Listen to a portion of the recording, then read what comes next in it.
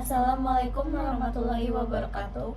Shalom, pada hari ini kami akan menjelaskan dan mempresentasikan mengenai hasil analisis kami mengenai penerapan CSR terhadap PT Freeport Indonesia.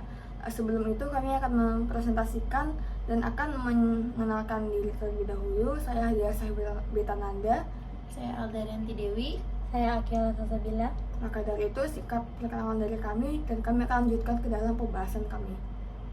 Baik, saya akan menjelaskan latar belakangnya, yaitu Corporate Social Responsibility atau CSR merupakan salah satu bentuk tanggung jawab etis perusahaan terhadap masyarakat dan lingkungan di sekitar wilayah operasinya. Dalam konteks industri pertambangan, praktik CSR menjadi sangat penting karena kegiatan pertambangan memiliki dampak signifikan baik dari sisi sosial maupun lingkungan. PT Freeport Indonesia sebagai perusahaan tambang tembaga dan emas terbesar di Indonesia telah menjalankan berbagai program CSR sebagai upaya kompensasi atas dampak operasionalnya di Papua. Namun, efektivitas program-program tersebut masih menjadi perdebatan publik, khususnya terkait keterlibatan masyarakat adat dan keberlanjutan dampak program. Oleh karena itu, diperlukan analisis yang mendalam untuk mengevaluasi pelaksanaan dan keberhasilan CSR PT FI, serta bagaimana CSR tersebut mampu menjawab isu-isu utama yang terjadi di lapangan. Selanjutnya, saya akan membacakan rumusan masalahnya. Yang pertama ada apakah program CSR PT Freeport Indonesia mencerminkan tanggung jawab etis terhadap masyarakat dan lingkungan?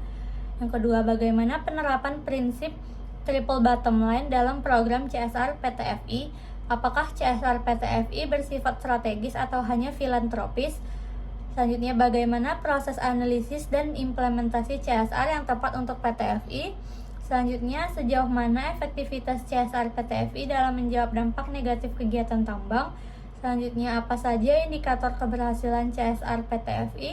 Dan yang terakhir, bagaimana peran dan keterlibatan masyarakat lokal dalam program CSR PT FI? Baik, selanjutnya saya akan masuk dalam pembahasan yang pertama, yaitu analisis pelaksanaan CSR. Saya akan menjelaskan tentang rumusan masalah yang telah disebutkan oleh Akila sebelumnya. Yang pertama yaitu tanggung jawab etis PT Freeport Indonesia terhadap masyarakat dan lingkungan. Bukti PT FI telah membangun fasilitas pendidikan dan kesehatan bagi masyarakat sekitar tambang. Namun, di balik ini, CSR PT FI belum sepenuhnya mencerminkan keadilan dan tanggung jawab etis secara menyeluruh karena masih adanya ketimpangan dan pengabaian hak-hak bagi masyarakat. Yang rumusan masalah yang kedua yaitu penerapan prinsip triple bottom line. Yang pertama yaitu people. Penerapan people yaitu menjalankan penerapan yang telah dilakukan oleh PT Freeport dalam triple bottom line, yaitu menjalankan program di bidang pendidikan, kesehatan, dan pemberdayaan ekonomi. Yang kedua di dalam planet, yaitu menurut Walhi terdapat kerusakan di sungai Aqua dan hutan akibat aktivitas tambang. Upaya reklamasi belum dilakukan secara menyeluruh dan transparan. Yang ketiga ada profit. Profit digunakan untuk menjaga keberlangsungan bisnis, memperkuat hubungan dengan masyarakat dan memperkuat hubungan masyarakat. Baik, rumusan masalah yang ketiga yaitu strategi CSR. Strategi CSR itu strategis atau filantropis. Jadi CSR PT FI cenderung strategis karena diarahkan untuk memperkuat stabilitas sosial ekonomi demi kelangsungan operasional tambang. Contohnya adalah pemberian beasiswa dan pelatihan UMKM. Namun, tetap ada sisi filantropis berupa bantuan langsung tanpa solusi struktural yang mendalami. Rumusan masalah keempat yaitu proses analisis CSR yang tepat untuk PT FI. Yang pertama yaitu pemetaan pemangku kepentingan. Di dalam pemetaan pemangku kepentingan mencangkup masyarakat adat, pemerintah lokal, dan internal perusahaan. Yang kedua ada analisis kebutuhan dan dampak. Di dalamnya yaitu menganalisis dampak tambang dan kebutuhan nyata masyarakat. Yang ketiga ada evaluasi program sebelumnya yaitu menggunakan indikator sosial, lingkungan, partisipatif, dan berkelanjutan. Yang keempat yaitu perencanaan partisipatif, yaitu masyarakat harus aktif terlibat dalam perancangan program baru. Yang kelima yaitu monitoring dan evaluasi. Di dalamnya itu dilakukan secara berkelanjutan dan partisipatif. Baik, penjelasan selanjutnya akan dijelaskan oleh Hadasa. Baik, selanjutnya saya akan membahas dan melanjutkan poin B mengenai analisis keberhasilan CSR pada PT Freeport Indonesia. Di sini kita akan memasuki ke dalam 3 rumusan masalah. Yang pertama adalah efektivitas CSR dalam menjawab dampak negatif tambang.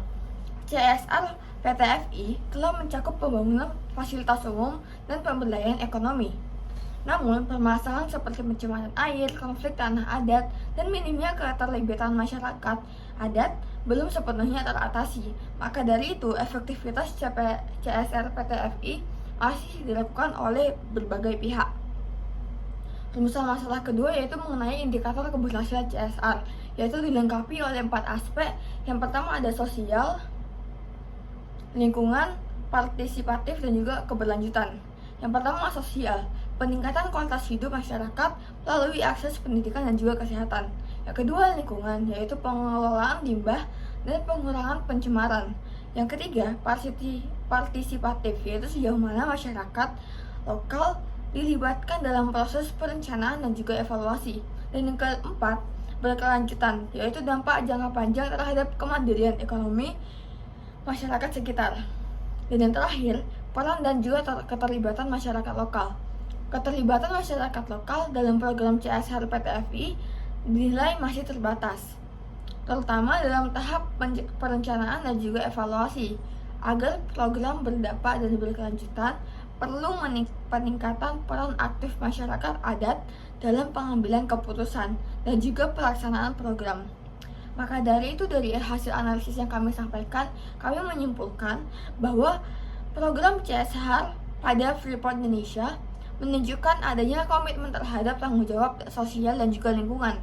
Namun, efektivitasnya belum optimal karena masih terdapat persoalan struktural seperti konflik lahan, kerusakan lingkungan, dan keterbatasan partisipasi masyarakat lokal. Sehingga CSR PT FI lebih bersifat strategis, meski sebagian program masih menunjukkan pola bantuan langsung. Sekian presentasi dari hasil analisis kasus yang ketiga. Sekian presentasi dari kami mengenai hasil analisis yang pertama dan yang kedua dan yang ketiga, yaitu mengenai penerapan CSR pada PT Freeport Indonesia. Sekian presentasi dari kami, mohon maaf jika ada kesalahan kata dalam penyebutannya dan kesalahan dalam pemahaman. Sekian, terima kasih. Assalamualaikum warahmatullahi wabarakatuh.